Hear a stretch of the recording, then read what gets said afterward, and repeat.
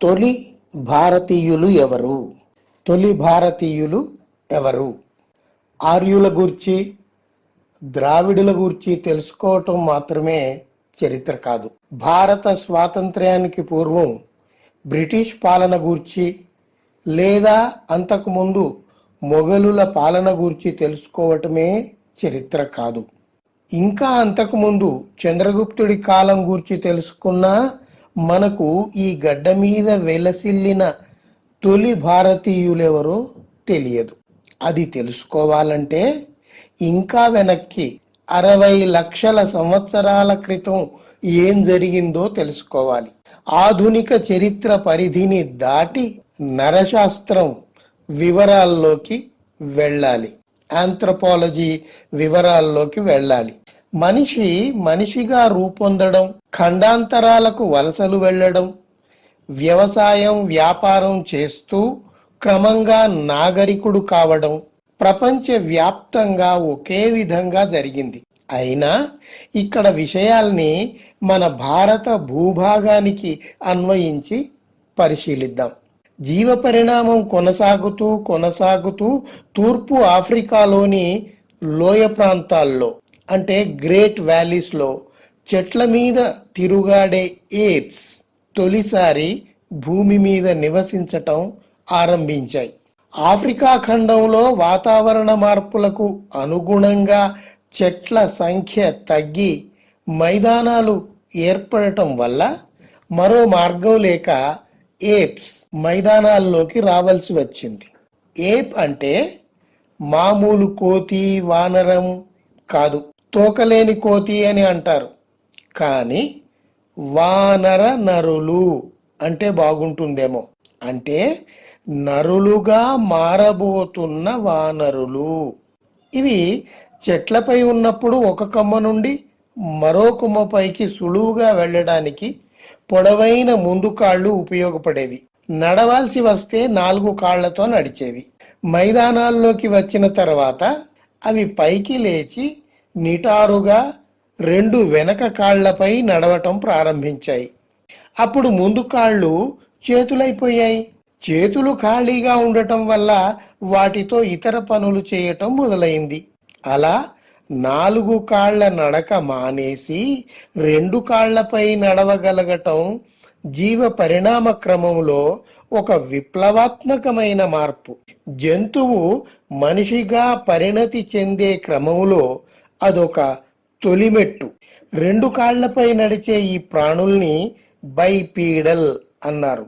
ఇవి హోమినిన్స్ అని పిలువబడ్డాయి. అంటే 2 కాళ్లపై, బైపీడల్ హోమినిన్స్ అంటే 2 కాళ్లపై నడిచే హోమినిన్స్. తర్వాత కాలంలో ఏర్పడ్డ అనేక మానవ జాతులు ఈ హోమినిన్స్ నుండే పుట్టుకొచ్చాయి.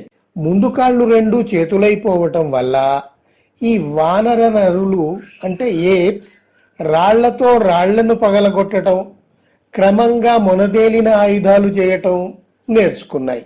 ఇది ఎప్పుడు 25 లక్షల క్రితం జరిగిన పరిణామం. మానవ జాతులకు మూలాధారమైన ఈ హోమినిన్స్ నుండి మొదట 3 జాతులు ఉద్భవించాయి.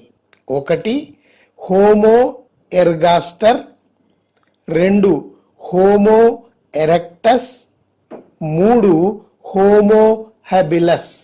Homo ergaster, Homo erectus, Homo హ్యాబిలస్.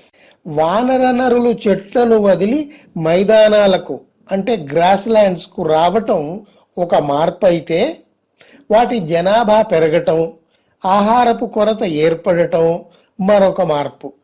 ఫలితంగా హోమినిన్స్ జాతులు మెల్లగా ఆఫ్రికా ఖండాన్ని వదిలి దూర ప్రాంతాలకు వలసపోవటం ప్రారంభించాయి.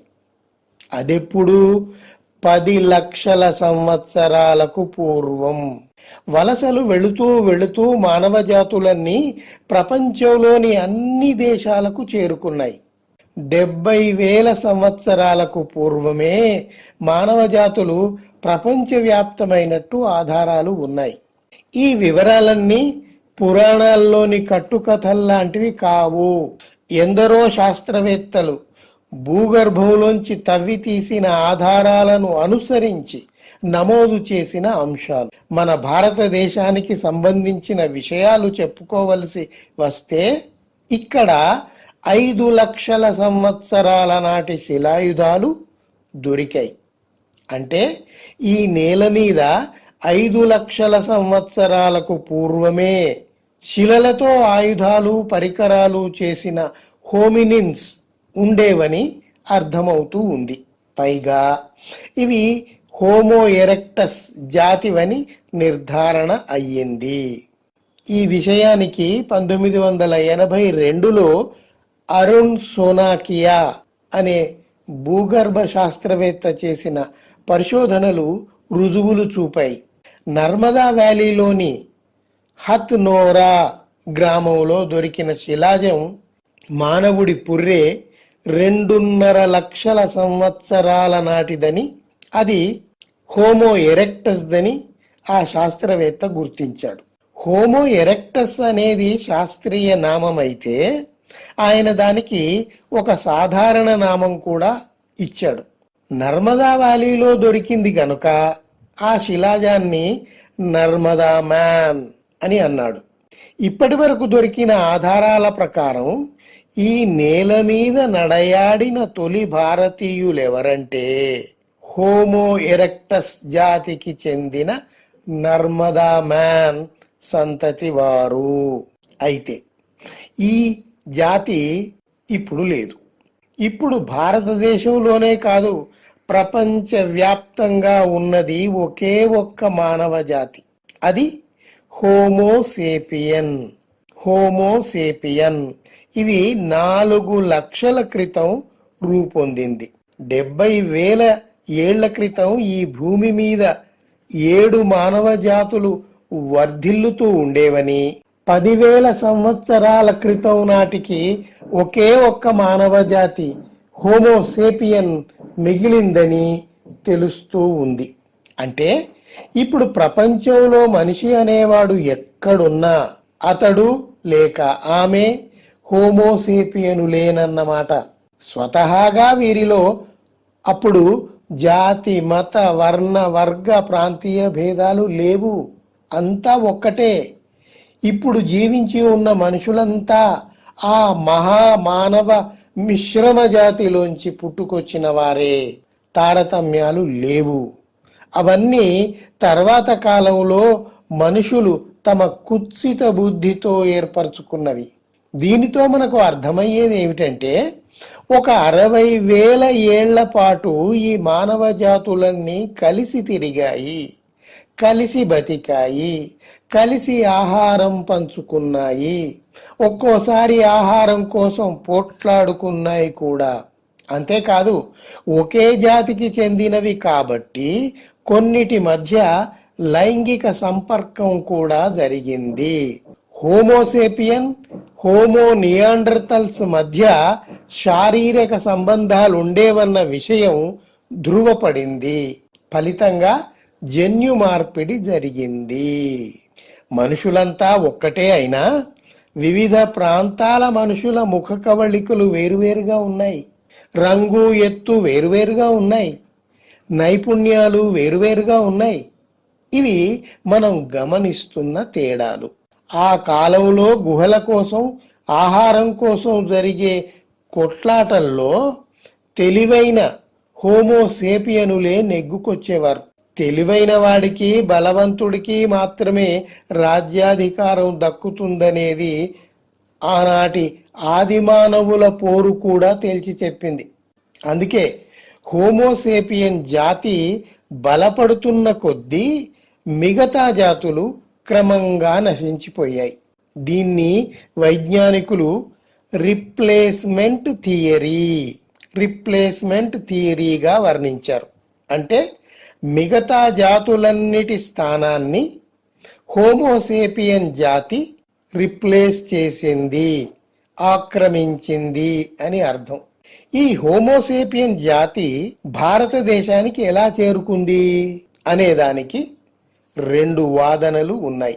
ఒకటి, 50,000 ఏళ్ల క్రితం పశ్చిమ ఆసియా అంటే మిడిల్ ఈస్ట్ నుండి ఒక సమూహం భారత్లోకి ప్రవేశించింది.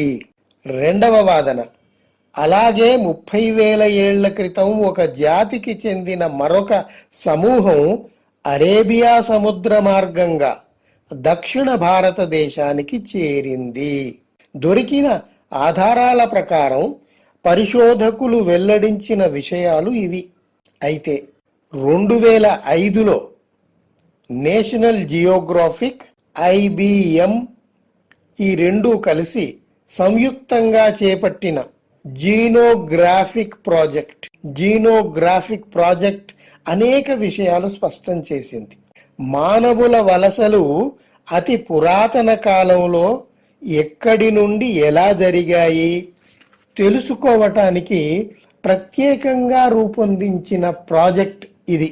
దీనిలో ప్రపంచ ప్రఖ్యాత జన్యు శాస్త్రవేత్త స్పెన్సర్ విల్స్, భారతీయ శాస్త్రవేత్త డాక్టర్ రామసామి పిచ్చప్పన్లు కలిసి పనిచేశారు.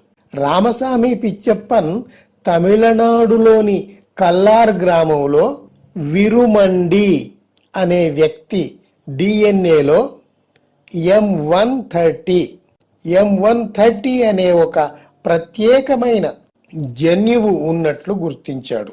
ఇదే జన్యువు 70-60 వేల ఏళ్ల క్రితం ఆఫ్రికా నుండి వలస వచ్చిన వారిలో కూడా లభించింది. అంటే ఇప్పటి పౌరుల పూర్వీకులు తప్పకుండా ఆఫ్రికా నుండి వచ్చిన వారేనని నిర్ధారణ అయ్యింది. ఇక్కడ ఒకే ఒక్క ఉదాహరణ చెప్పుకున్నాం.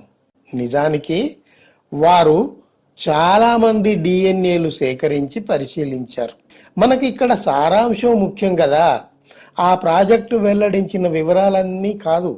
ఇకపోతే మనిషి రాళ్లతో ఆయుధాలు తయారు చేసుకున్న ఆ కాలానికి సంబంధించి కొన్ని వివరాలు చూద్దాం. ఆ కాలాన్ని వైజ్ఞానికులు శిలాయుగంగా పరిగణించారు. కాలక్రమంలో జరిగిన పరిణామాల్ని అనుసరించి ఆ శిలాయుగాన్ని మళ్ళీ 3 భాగాలుగా విభజించారు.